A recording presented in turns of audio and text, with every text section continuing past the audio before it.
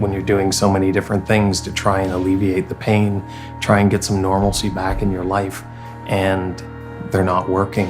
You want to get away from the pain, you start having some pretty dark thoughts.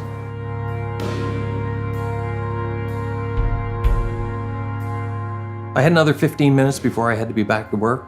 Decided to go and get an ice cream. Drove right past my office, and a car pulled out from a stop sign from my left side and cut me off, and avoiding him, I went down and crashed my bike and injured my right hand. It was crushed.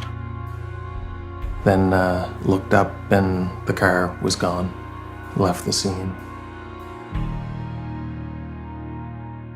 6 weeks in a cast was the assumption. As far as I knew, I had a fractured wrist and a few fractured fingers, and assumed that it would be a short recovery period and business as usual.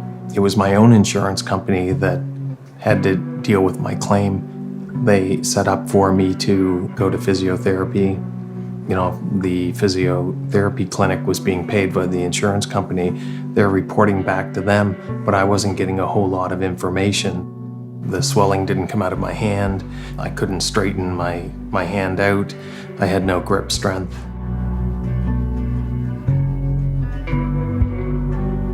The insurance adjuster came to my office. I had contacted him about my lost income, and he made an offer. They were aware that it was probably permanent and debilitating, and they were essentially working against me. He said, we'd like to get these matters off the books. It was a significant amount of money, but not close to what I was going to be out if things didn't start to change as far as my recovery went. So at that point, I thought it was kind of suspicious that they would try and settle early on before I was close to full recovery, and it raised a few red flags for me.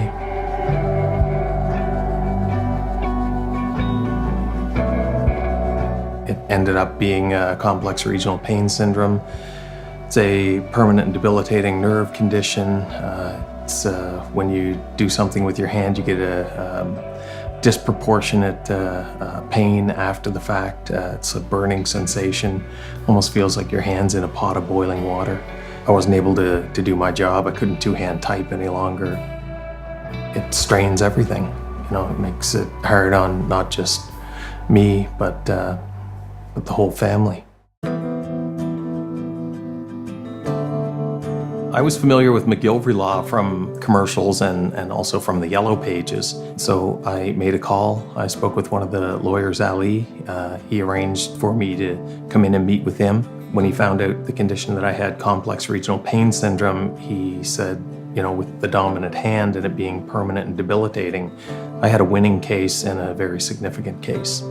There were things that I hadn't even considered that were going to affect me down the road that I needed to take into consideration before, entertaining a settlement. From that point on, I knew what the next step was. I was in constant communication with MacGillivray, and they sent me copies of all correspondence received from the insurance company, from medical practitioners, from private investigators, followed me for 3 days and recorded my every movement and made notes, and that absolutely shocked me that my own insurance company was having me followed.